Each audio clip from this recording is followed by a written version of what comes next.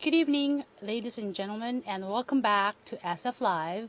This is Myrna Lim. Tonight, I have a guest who was just here a couple of weeks ago. A couple of weeks ago, a friend of mine, Mr. Rodel Rodis, a former trustee of the City College of San Francisco and president of the Public Utilities Commission, was here to celebrate the reward that was given to the veterans of the Philippines who worked against the Japanese as part of the U.S. troops. But today, unfortunately, his story is not as happy. Rodel, as some of you might have heard, had sued the police department of the city of San Francisco regarding an allegation that he was trying to pass a $100 bill at Walgreens. This incident happened in 2003, and now it's 2009, and Rodel is here to tell you all about it. Welcome back, Rodel. So, a couple of days ago, I ran into an article published by the San Francisco Chronicle. On it is your picture, you holding the same $100 bill that has been the source of this allegation. So please tell us about what the case is and what's happened since then and what you have done. Okay. Well, this happened on President's Day, February 17, 2003. It was about 7 in the evening, and I went to my local Walgreens store, which I'd been going to for the last 20 years because it's only 2 blocks from my home and a block from my office. And I purchased some items, and then when I reached into my wallet to pay for about 44 or so dollars worth of items, I picked the first bill, which was a $100 bill, and I handed it to the cashier. She looked at it, used the pen, the counterfeit detector pen, and it showed it was genuine because it came out yellow. So, but because the Benjamin Franklin on my bill was small, which was an old bill, she called her boss. Right. The boss came out, looked at it, used the pen again, and it showed it was still good, but he took the bill and went to his office. I then, waited, and after a while, I got my wallet and I had another $100 bill with a big Benjamin Franklin. So I purchased the items. I went to the back of the store and waited for the manager to come out with my bill. Right. When he finally came out, he said that he thought it was counterfeit. And I asked him, why do you think so? And then he said that, well, it doesn't have the, there are certain lines that he said a $100 bill should have. And I said, well, I don't know about that, but your pen showed it's good. So, and while we were discussing, 4 police officers entered the store. They called, they called the police. The manager had called the police before he came out to talk to me. So we were talking, very civilly. Then these 4 police officers, when I looked, they'd come in, and 2 of them approached me while the other 2 were by the door. Right. And the officer asked me, is that your bill? And I said, yes, it is. And then she asked for my ID. I presented my ID, and I said, I've been an attorney in this city for over 25 years. Right. I've been, identified myself. Exactly. And not for the purpose of saying I should get special treatment, but because, hey, I'm not the kind of person who's going to go around using a counterfeit $100 bill. But he said, one of the officers knew you, or you knew him? Well, that goes a little further. A little further. Okay, all right. Because, all right. You're ahead of the story, okay. so to speak. But all right. The was asking me questions, told me, oh, we know who you are. I didn't know who she was, but she said she knew who I was. So then, before I knew it, she asked me, put your hands behind your back. And that surprised me. So, she then put handcuffs on me, and there were a lot of people there. And she paraded me down to the, as we left. Wait a second. Did they look at the dollar bill? yeah, she said, "Oh, it's counterfeit." I said, "How can you tell? You know, Yeah, well, it's how old." could I she have said, told? "Just because it's old doesn't mean it's counterfeit." So we were having that discussion, and she said, "Well, just put your hands behind your back." So that ended the discussion when she. Right, right, right. So I didn't resist. Put my hands. They handcuffed me, paraded me down, brought me over to a police car, and then I was placed in the back. The officer arrested me, was in front, and the other officer was on the driver's side. And as I had my seat and I was leaning forward, I saw another officer Uh-huh. come and whisper to the officer who arrested me, and he said, make sure my name is not on the report, um, and then the officer in front of me said, right, Sarge. So, Sarge, and it was dark, I couldn't see his face. So, Right, I was wondering, who is this guy who doesn't want his name on the police report and right, why? Anyway, so they took me to the Taraval right, precinct, right, and I was handcuffed to a bar, and I asked to call my wife, and right. they said you can't call your wife when we take you down to when we book you downtown, you can call your wife. I said, so wow, you know. Then after about an hour with my hands, handcuffed to a bar in the holding cell, the officer came out, uncuffed me, and I thought, okay, great, they're going to take me downtown and book me there, Right, then I right, can right. call my wife. And then that's when they told me that they spoke to Secret Service, and the Secret Service officer told them it was genuine. And just to be sure, the Secret Service told them, put it in a microscope. If you see certain Right, blue right, and red right, right. fibers, it's genuine, which they did. Right, They verified. So they apologized, took me back to the Walgreens right, store, and then I went home that evening. I was right. very upset. Oh, I would be, I would be seriously, seriously peeved. So about a week later, when I got the police report, because that's the first thing I asked Right, for, I saw the name of the sergeant because the one who wrote the police report was not the officer in front of me, but the driver who apparently did not hear the sarge. And when I saw his name, I realized what happened. Sergeant Jeff Barry, uh the huh, uh huh. one who directed the officers to arrest me, 5 years before that, I had contact with him because our sons were in the same grade school class, and I had complained to him that the coach of the basketball team was not letting my son play basketball. Right, right, And he was in charge of the basketball team, and it wasn't right. So, as we were discussing that, Sergeant Barry, who was in charge of the St. Stephen's athletic program, boys athletic program, started complaining to me that City College had a policy of not allowing campus police officers to carry their firearms in the on campus. And he said his brother-in-law is a campus police officer, and I was jeopardizing his brother-in-law's life, and that I should change that policy. And I was telling him, I'm sorry, but that policy preceded me being on the board, and it's never come up to the right, board, right, right, right, But right. he was very upset. He was more upset with that policy than I was about my son not playing basketball. So we ended the conversation. It was not friendly. Right, He was right, very right, upset. And so, since they weren't going to change the policy at the end of the school year, my wife and I took our kids out of that parochial school and right, enrolled them in Commodore Sloat Elementary School, right, which was the best decision could have made. It's an excellent public school. right. So we had no contact for 5 years, and then he is the first officer to arrive at the scene. And when he comes in, he sees that I'm the one the manager had called in. I'm the suspect. And when Lidicote came in, I found out later that Lidicote asked, "Hey, Sarge, what's happening?" And Sergeant Barry said, "Oh, it's that lawyer.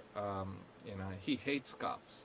And Lidicote said, "Oh, he does he? Don't worry, Sarge. I'll take care of him." He heard all of this? Well, later Yeah, right, there's right, a, right, a right. witness who heard that. Anyway, so what happened is uh, she had no interest in doing investigation to find out if I had other bills that might be genuine. No questions that you normally would do Right, before right. you arrest someone for passing a counterfeit bill. Because she came in there determined. What is comical about this is that when she was deposed, she gave another story. She said Uh-huh. that there was confusion, she said, because what they heard, the code was um, uh, SIC. SIC, according to her, is suspect in custody. And then it turns out what the sergeant sent out was situation under control, SUC. And there was a mix-up in the middle. So she expected, according to her, and I don't believe her story, but she said that she expected that I would already be in handcuffs. And when I Right. wasn't in handcuffs, he then put me in handcuffs. So she was saying that there was that, but I don't accept that because Yeah. there Yeah. was someone overheard that conversation that where she said, "Oh, he hates cops," and that was telling Lidico, take care of him, and Lidico did, and so that's what got me very upset. Now, what happened is in the course of the litigation, first of all, I filed this in state Supreme Court, San State's Francisco court. Superior Superior Court, Court, right. okay, Uh-huh. state court, Right. right? Oh, hang on. Before we do that, when this incident happened, right before you filed the suit, did the police chief or the mayor even bother to call you and apologize on behalf? The police chief at the time was Earl Sanders. Oh, okay. I like Earl He Sanders. sympathized. In fact, he told me that. Sue them. Well, Was he the one? he said that there's he said these were his memorable words, and he didn't. It wasn't an original, but he said, some of us landed on Plymouth Rock, others Plymouth Rock landed on us. So so he was explaining that. See, I remember the first time it happened. I think you said, "This is something that would never happen to somebody like Gavin Newsom." Yes, yeah, but that's it's an Or something like that. yeah, Okay, that's I mean, another story that's another altogether story, that's right? worth about that incident. Anyway, what happened is after I filed the claim and filed a lawsuit against the police officers, Right. after I saw that this was the case, the city attorney's office removed the case from state court to federal court. And I was wondering, now, why would they remove a case that should be in state court to federal court? And I found out later it's because they determined that in state court you need probable cause in order to effect a legal arrest. But in federal court, they had two cases which they believed, the city attorney's office believed, you don't need probable cause for a Okay, legal arrest. before they did this legal maneuvering, did at any one time the city attorney, Danny Serra, who's running for re-election, did he bother to call you? After all, he is the city attorney for the people. No, and I don't fault him because he's representing the police officers and. But still, I mean, it's a city. The city of San Francisco is opposed. He got elected not by the police department, but the citizen of San Francisco. So they have to, I believe, in certain cases, allow certain parties, in this case you, and the police department, to just figure things out. Apologize or whatever to make amends. What do you think? Well, it was very interesting because the San Francisco Bay Guardian was telling me that when they interviewed Herrera the first time he ran for city attorney, they asked him if he was going to follow the usual procedure of city attorneys in the past of knee-jerk defense of rogue police officers who do wrong, and because they're obligated to represent the police, they'll just defend them no matter how wrong they are. Right. And he told the Bay Guardian people that no, he was going to be different. It would not be a routine knee-jerk defense. Right. But my experience in this case is that he went right along the same as all other city attorneys in representing the police, regardless of investigating whether they did something wrong or didn't, because they were the attorneys for the police department. So their advocacy was to make the case disappear. And so they thought by transferring the case to federal court, they can then get it dismissed based on qualified immunity. Wow. So what Scary. happened is, just before the case was to go to trial in federal court before a jury, the city attorney filed a motion to dismiss based on their qualified immunity claim. Right.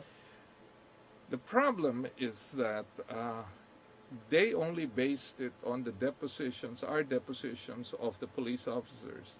The city attorney never deposed me, so they never got to hear my side of what happened. Normally, you would depose in order to know what I was going to testify to, and I would have testified about my my encounter with Sergeant Barry and why it was payback time for him to get back at me. But he never deposed me, so this did not come out in the discovery. Nonetheless, when he filed a motion based on what the police officer said, the judge denied the motion to dismiss based on qualified immunity. Right. So the case should have gone to trial, but the city attorney filed an appeal directly to the Ninth Circuit, where they based there are cases that allow for an appeal of a qualified immunity denial. Right. So I never had my day in court, and it went to the Ninth Circuit. And before the Ninth Circuit, the issue was raised, and the Ninth Circuit came down on August 28, 2007. Okay, but before we go to that, let's backtrack just for just to educate ourselves. So essentially, what you have is a situation that the city attorney wants to dismiss the case on the basis that there's no applicable law. No, they want to dismiss it on the theory that police officers have qualified immunity from civil lawsuits if they honestly believe the $100 bill was fake. Okay. So that's their claim of qualified immunity. Okay. So when they appealed the case to the Ninth Circuit, a 3-judge panel ruled 2-1 in my favor, denying their appeal and saying that they were misguided in believing that you don't need probable cause. The Ninth Circuit said that the police officers have to use common sense. They have to, the fact that they concede that there was no probable cause to arrest me, there was no probable cause to believe that I knew it was a counterfeit bill, which in fact it was a genuine bill. Right.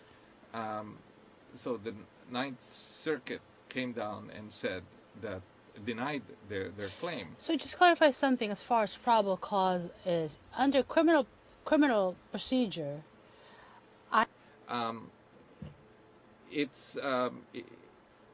Basically they said it's nonsense because the possession of a counterfeit bill is not a crime. In other words, you can carry a $100 bill in your pocket or a dollar bill. Anyone can.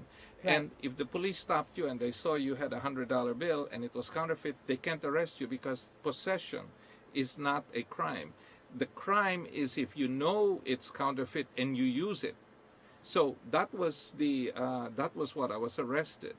And the Ninth Circuit said, well, you have to have some evidence that I knew it was a counterfeit bill before you can arrest me, is what the Ninth Circuit said. In other words, you have to look at what are the elements of a crime, and one of the elements in the crime that they were charging me with was that I have to have known it was a $100 bill. Well, they made no inquiry. Normally you would, if they have other counterfeit bills, that's evidence that you must have known what you were using was counterfeit.